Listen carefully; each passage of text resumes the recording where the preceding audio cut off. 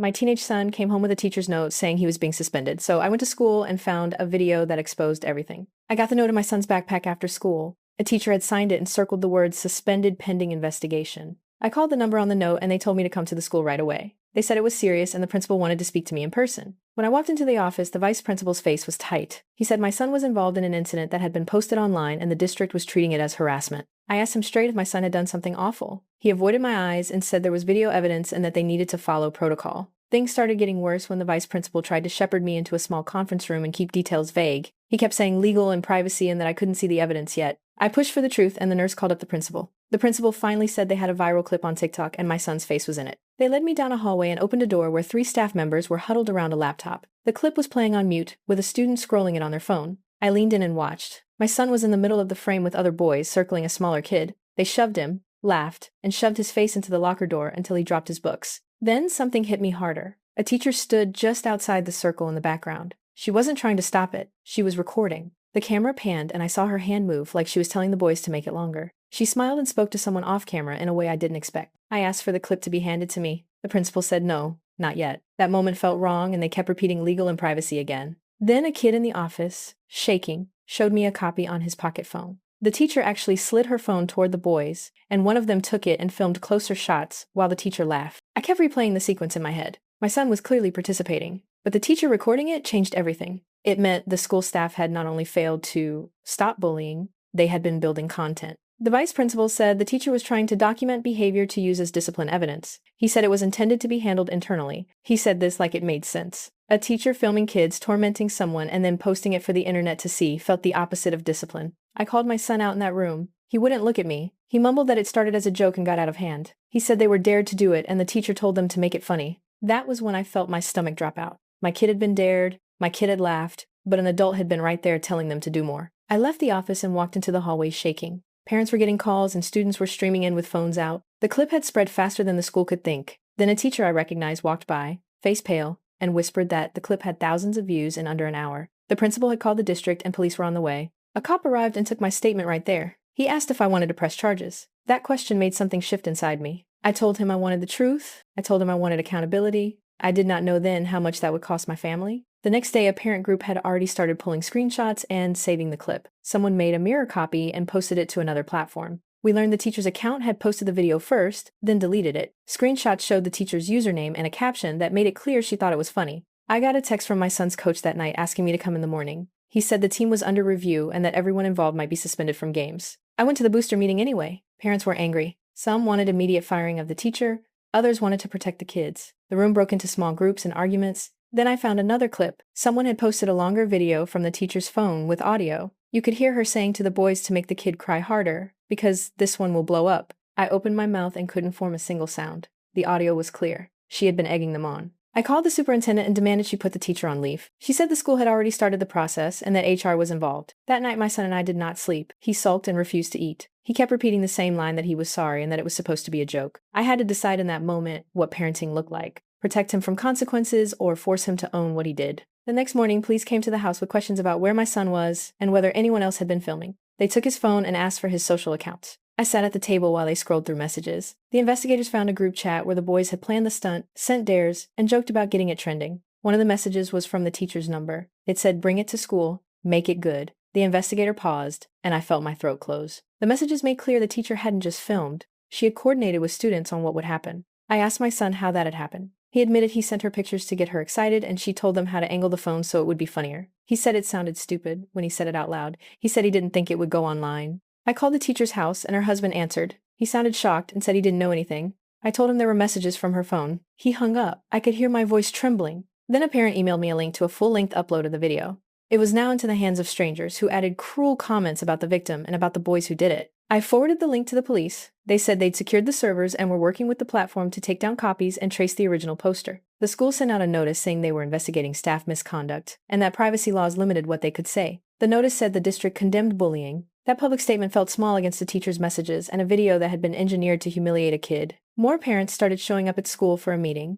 Half wanted the teacher fired and criminal charges pressed. The other half wanted to focus on rehabilitating the students. Then the victim's mom called me. She was raw and furious. She said her son was getting death threats and had been hospital checked for panic attacks. Hearing that broke something in me. This wasn't just a school problem. This was real harm. The police asked me to cooperate if they decided to charge the teacher with contributing to the delinquency of minors and harassment. They also said they might recommend charges against the students for harassment and distribution of child exploitation images if there were nude photos involved. That comment made my hands go ice cold, and I demanded to be in the loop at every step. The district lawyer called and said if we wanted the teacher fired, we needed to be careful about evidence chain and about releasing anything on social media. They threatened retaliatory lawsuits if we leaked. I felt trapped between keeping control and wanting to be loud in public to protect the victim. The parents organized a school board meeting for 2 days later. They planned to demand immediate termination and to see all evidence. I sat with a folder of screenshots, the messages from the teacher's number, and the police case number. I felt ready to stop being quiet. At the board meeting, the room was packed with parents, students, and reporters. The teacher sat in the front row with a lawyer. The teacher fought back. She said she was trying to capture behavior for documentation and meant it as a teaching moment. She said she had no idea the clip would be shared. Then I pulled out my phone, hit play on the longer clip, and let the audio fill the room. The teacher's lawyer stood up and tried to grab the phone from me. The board president said order, and the room went quiet. The audio had her telling the boys to make it work and laughing when the smaller kids started crying. She said something about how viral content raises awareness. Those words came back at her with electricity. People started shouting. The victim's mom sobbed and demanded protection. Others talked about the teacher's past warning about online viral projects. The board had no choice. They placed the teacher on unpaid leave and recommended termination pending a full investigation. That felt like a win at the time. I thought maybe we fixed it. Then pressure tightened. The teacher's union lawyer threatened to file for due process. Multiple parents demanded that the boys not face criminal charges because they were minors. I found myself at the center of a moral tug of war. Protect the kids who did it, or protect the kid who was hurt. My son came home that night more angry than apologetic. He said we were ruining his future. He said I'd humiliated him in front of his teammates by letting the meeting go public. He called me a snitch in the way only a resentful teen can. His words cut. He slammed his bedroom door and posted a half-hearted apology online that got ripped apart. Community messages poured into my phone. Half the town called me a hero, half called me a rat. My son texted me that I cared more about performative justice than family. The lowest point hit when our house got anonymous messages. Someone left a note on our car about ruining kids' lives. I barely slept for a week. I kept thinking about the smaller boy and his panic attacks, about the teacher laughing while she recorded it, and about how easy it had been for an adult to weaponize kids. I made a choice to stop protecting my son from consequences. I booked an appointment with a juvenile defense attorney to make sure he had legal representation, but I told the attorney I would cooperate fully with the police. I also enrolled my son in anger management and online safety classes. He had to attend community service at the youth shelter and apologize in person if the victim and his family wanted that. My son resisted at first. Then he did it. The apology meeting was awkward and raw.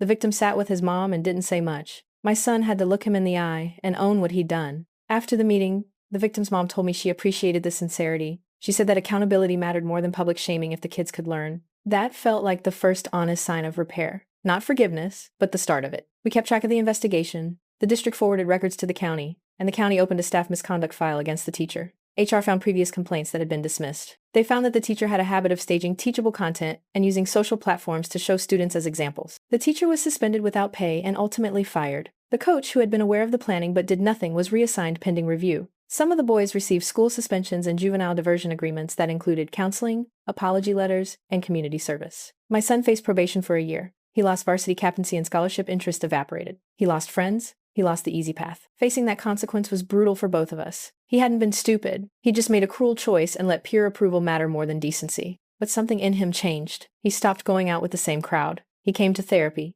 He started volunteering. He worked at the youth shelter on Saturdays for months. A few months later, the victim told me he was sleeping better and had stopped getting panic attacks. He'd kept seeing a therapist paid for by a community fundraiser parents organized. That meant a lot. It didn't erase anything, but it meant harm had been responded to in a way that helped. The community still talked about the incident. Some parents launched a petition for better staff training and stricter policies on filming students. The school board approved mandatory digital safety and bystander training. That felt like progress even if it came late. My son and I had hard conversations about empathy, power, and what it meant to be on the right side of things. He said he regretted everything. He said he understood why I couldn't cover for him. We rebuilt a relationship slowly. Not trust overnight, but small steps. He asked me once why I brought the video to the board. He said that publicly playing it made him hate me. I told him I brought it because the teacher had crossed the line and the victim needed to be seen. I told him I wouldn't protect him from wrongdoing, and that was how love looked for me that day. Months later, the teacher pleaded no contest in the county staff misconduct hearing and accepted a bar that prevents her from working with children in the district again. She lost her teaching license. The school implemented strict rules about staff use of social media and recording students. They added a reporting hotline.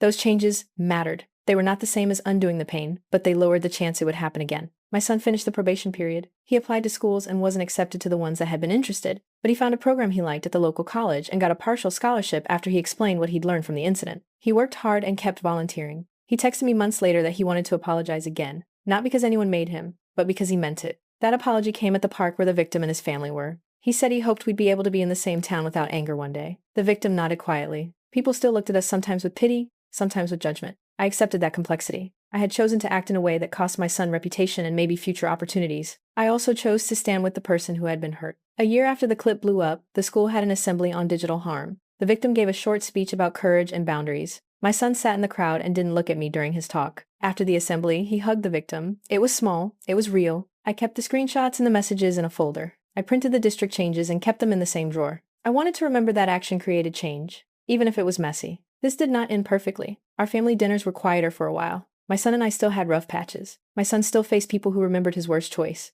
But he also learned consequences and empathy in a way a lecture never could. He volunteered and spent time listening in the shelter. He apologized without being asked. Someone called me a week ago and said their child was in a group that learned about our case in digital safety class. They thanked me because their kid had decided not to participate when their friends dared them. That call made something in me relax. I still didn't know how to feel about every single thing that happened. Some moments I thought I'd done the right thing. Other nights I doubted and replayed how public it all went. But the video that started this nightmare exposed more than my son's mistake. It exposed adults who thought humiliation was content, systems that ignored complaints, and how easily kids can be weaponized. We faced it, messy and loud, and then we worked to repair the damage as best as we could. Months later, I sat at my son's college orientation, watching him meet people and explain his major. He walked over, put his hand on my shoulder, and said thank you. I still didn't know how to feel about all of it, but at least the truth came out and things changed.